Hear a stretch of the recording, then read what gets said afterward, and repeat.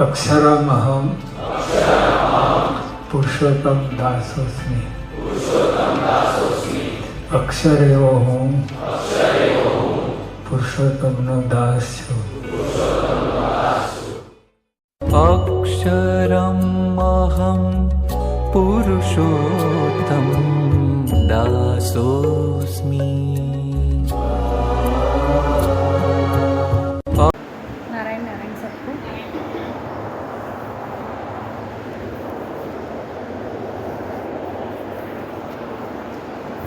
नारायण नारायण। जब श्री कृष्ण भगवान दूत बनकर जाते हैं दुर्योधन के पास, उसके पहले मैं बताना चाहूँगी कि सोमवार को इस बार जो एकादशी है वो वल्लभाचार्य जो वैष्णव संप्रदाय के है महाप्रभु जी, उनका जन्मदिन है। तो ये जो एकादशी है वो ख़ास हमें करनी है। उसके बहुत सारे उत्सव महाराष्ट्र में, राजस्थान में, ब्रज में, हर जगह पर, गुजरात में और तमिलनाडु में हर जगह पर उनके बहुत सारे उत्सव मनाते हैं। तो हमें ये जो वल्लभाचार्य जी जो है उन्होंने हमें क्या सिखाया है, तो पुष्टि मार्ग का जो स्थापन किया है वो उन्होंने किया है। हमें भक्ति मार्ग में, धर्म के मार्ग में ठाकुर जी के सेवा कैसे करनी है वो जो सिखाया है वो ये वल्लभाचार्य जी जो है उन्होंने सिखाया है। और ऐसे कहा जाता है कि वो अग्नि के साक्षात अवतार थे। सो हमें उनके जो भी नियम दिए गए हैं पुष्टि मार्ग में, वैष्णव संप्रदाय में, वो हमें उसका नियमों का पालन करना बहुत आवश्यक है। तो जैसे ही कृष्ण भगवान महाभारत का युद्ध के पहले दुर्योधन के पास वहाँ पर जाते हैं कि अभी भी कुछ सेटलमेंट हो जाए, समझ से सब कुछ हो जाए, लेकिन जब वो दूत बनकर गए और वापस आते हैं और पता है कि अभी युद्ध होने वाला है और युद्ध ही करना है, दोनों पक्ष में सबसे ज़्यादा दुर्योधन का पक्ष जो है वो युद्ध करने के लिए तैयार है। तो वो ये समाचार लेके जब आ रहे हैं तब वो पहले कुंती जी के कक्ष में जाते हैं। तो कुंती जी को भी पता चल चुका है कि अभी ये युद्ध तो आने वाला है, कृष्ण का तो सिर्फ निमित्त मात्र था वो वहाँ पर जाना। तो कुरुक्षेत्र के युद्ध के पहले पांडवों को जो बताते हैं श्री कृष्ण, उसके पहले जब वो कुंती जी के कक्ष में जाते हैं तो वहाँ पर कुंती जी का और श्री कृष्ण का जो संवाद होता है, उस समय कुंती जी श्री कृष्ण को बोलते हैं कि आओ बैठो और आज जो मैं बता रही हूँ आप उनको सुनो। मुझे पता है कि मेरे पांडव जो है वो बहुत ही बड़े योद्धा है, स्ट्रॉन्ग वीर पुरुष है, वो इस युद्ध में जीतने वाले हैं, लेकिन कहीं ना कहीं मैं माँ हूँ। तो मैं मेरे पांडवों का जो है उसको कैसे मोटिवेशन करना है, उनका क्या आगे सारथी के रूप में आपको उनको मार्गदर्शन करना है, उसके लिए मैं आज आपको एक कथा सुना रही हूँ। श्री कृष्ण बताते हैं कि बताइए क्या मुझे करना है। तो बोला कि विह्वल आख्यान करके एक पुस्तक है। तो उसका क्या हुआ था कि वो विह्वल करके एक स्त्री थी, उनका लड़का था संजय करके। वो एक बार ऐसे राज का युद्ध चल रहा था और राज्य में वो हार चुका था। तो जब घर पर आया तो उसको बहुत ही डिप्रेशन हुआ और मन के विचार जो है वो बहुत ही अलग कक्षा में नकारात्मक रूप में चले गए कि मेरे में शक्ति नहीं है, मेरा साम्राज्य चला गया, मेरा नाम चला गया, मेरी कीर्ति चली गई। और घर में महल में भी एक कोने में जाके चुपचाप रहता था, किसी से ना बात करना। आज के ज़माने में हम उसको डिप्रेशन कहते हैं कि इसको डिप्रेशन हो गया है। लेकिन उस वक्त जो मानसिक अवस्था वो संजय की थी, उनकी माता जो थी वो बहुत ही उनको ताना मारना उसने शुरू किया कि तू एक वीर पुरुष है, तू पुरुष है तो ऐसे कैसे रह सकता है, समाज में तेरा क्या नाम होगा, राज्य में तेरा क्या नाम होगा, तू क्या बाइला है। ऐसे बहुत सारे नकारात्मक शब्दों से ताना उनकी माताजी उनको मारती है कि तू क्षत्रिय है, तू कैसे ऐसे सोच सकता है, तू बाहर नहीं निकल रहा है। और उनको बहुत सारा ऐसे ना सुनने जैसा बहुत कहा। तो संजय जो उनका पुत्र है वो थोड़ा सा अंदर से हिल जाता है कि मेरी माता जो है वो मुझे इस प्रकार कैसे बोल सकती है। लेकिन माता का जो भाव था वहाँ पर कि मैं ये ताना मारूं और अंदर से एक स्पार्क हो जाए और मेरा लड़का वापस युद्ध करने के लिए सज्ज हो जाए, तो ये राज्य, राज्यसभा सब कुछ पहले जैसा चलना शुरू हो जाए। तो उस वक्त जो माताजी जो है उन्होंने अपने बच्चे को पैम्पर नहीं किया था या प्यार जो मोह माया वाला प्यार नहीं किया था, सच्चा प्रेम वहाँ पर दिखाया और सत्यता से वो उसको ताना मार रहे थे माताजी अपने पुत्र को। फिर बताते हैं कि अगर जलना भी है तो जो बुझी हुई लकड़ियों की तरह मर क्यों रहा है तू, अगर तुझे मरना भी है तो एक ही दिन तू प्रज्वलित अग्नि की तरह, दिए की तरह जल और फिर तुरंत बुझ जा। जब ऐसे वाक्य और शब्दों का प्रहार माताजी से आया तो वो संजय एकदम से खड़ा हो गया और बोला कि मैं युद्ध करूँगा। तो बोला जो भी होता है, मरना भी है तो प्रज्वलित होके तू मर, लेकिन इस प्रकार से मरना नहीं है कि जो बुझी हुई लकड़ियाँ थोड़ा थोड़ा अंदर अंदर घुटन घुटन के मर रही है, वैसे नहीं मरना है। तो हम भी अपने जीवन में बहुत सारे ऐसे विचार नकारात्मक करते हैं, सोच लेते हैं व्यक्ति के प्रति, परिस्थिति के प्रति। वो हमारी सोच रहती है, सामने वाले ने वो सोचा है नहीं सोचा है, सामने वाले ने ऐसे किया है नहीं किया है। हमें कभी बहुत बार ऐसे होता है कि पता भी नहीं होता है, लेकिन हमारे मन में हमने बहुत सारी धारणाएं धारण कर ली होती है, सकारात्मक नकारात्मक सर्व प्रकार की। वो जब युद्ध के लिए जाता है, युद्ध में जीतकर वापस आता है और फिर उसने बहुत बड़े साम्राज्य भी जीते, बहुत बड़े राज्य भी जीते और पूरा आगे का जीवन जो है वो संपूर्ण परिवर्तित हो गया।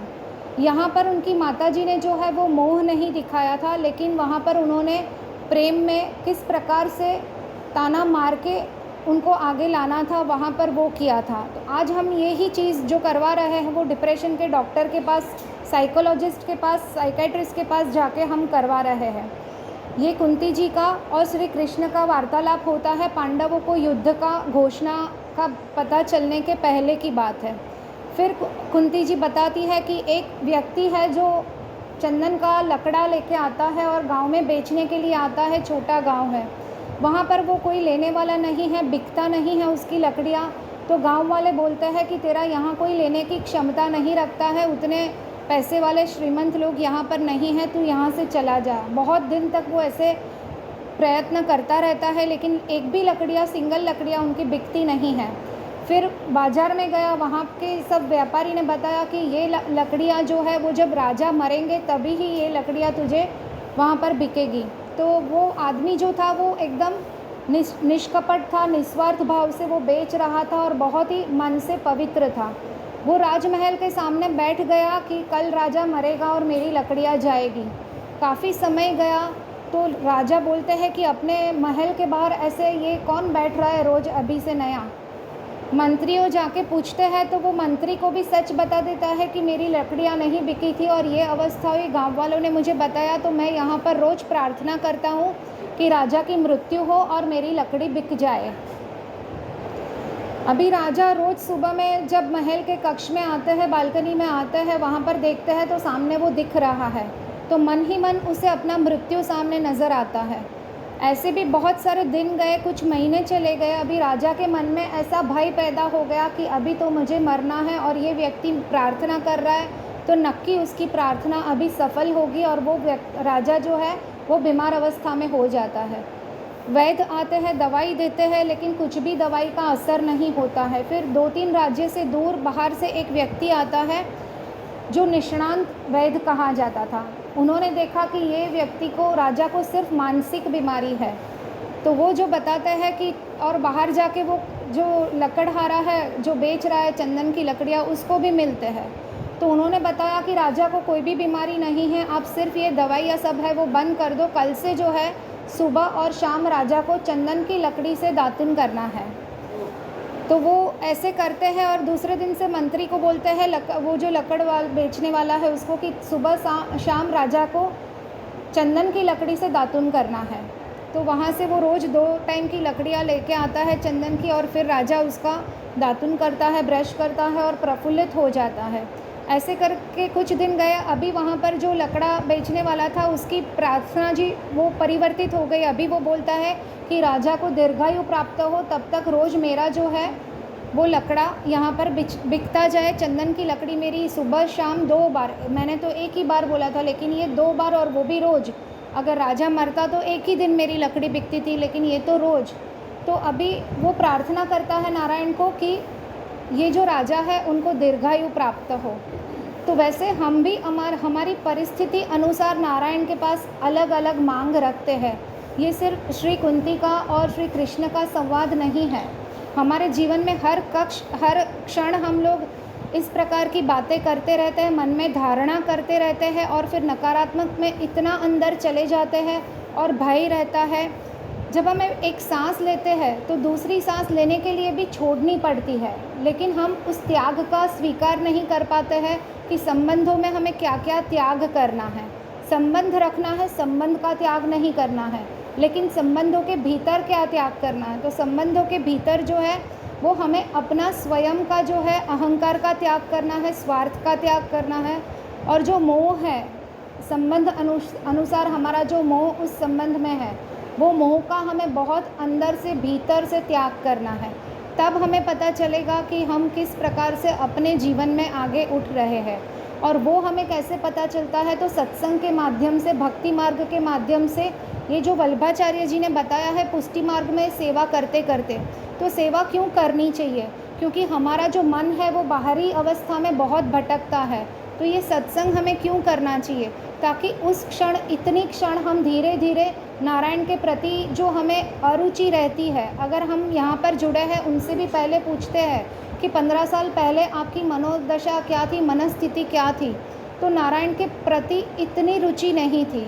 तो वो जो रुचि बढ़ाने के लिए वल्लभाचार्य जी ने जो पुष्टि संप्रदाय का स्थापन किया है कि हम किस प्रकार से सत्संग में जुड़ते हैं, घर में ठाकुर जी की सेवा करते हैं, जितनी भी हमें आती है उस व्यवस्था अनुसार हम उनमें कुछ ना कुछ भोग लगाते हैं, चाहे ज़बरदस्ती क्रिया अनुसार हम वो करते हैं, मन से भी नहीं करते, लेकिन उस क्षण हमारा शरीर जो है वो क्रिया में कनेक्ट हो जाता है। और धीरे धीरे हमें जो नारायण के प्रति अरुचि रहती थी, पहले कुछ समझ में नहीं आता था, उस प्रकार का भाव उत्पन्न नहीं होता था, वो सत्संग से, सेवा करने से भाव हमें भीतर धीरे धीरे प्रकट होता है।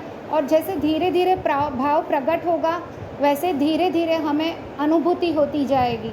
तो हमारे जो अलग अलग प्रकार की तृष्णाएं हैं, वो तृष्णा में से हमें कैसे मुक्ति मिलेगी, तो जब गुरु की कृपा होती है तभी ही हम अपनी ये गलत जो तृष्णाएं हैं, मोह वाली तृष्णाएं हैं, ईर्ष्या वाली तृष्णा है, उसमें से हमें मुक्ति मिलती है।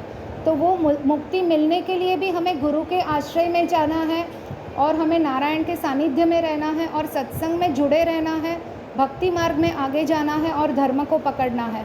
अगर ये 4-5 चीज़ें हमने ध्यान में रख ली और वो नियम अनुसार अगर हम अपने जीवन में आगे बढ़ते हैं, तो हमारा जीवन तो धीरे धीरे सार्थक होना शुरू होगा, लेकिन हमारे परिवारजनों का भी होगा। एक व्यक्ति प्रश्न पूछता है कि भगवान से हम कैसे कनेक्ट हो जाए। आप तो भगवान से कनेक्टेड हो, तो हम भगवान से कैसे कनेक्ट हो जाए, हम गुरु से कैसे कनेक्ट हो जाए।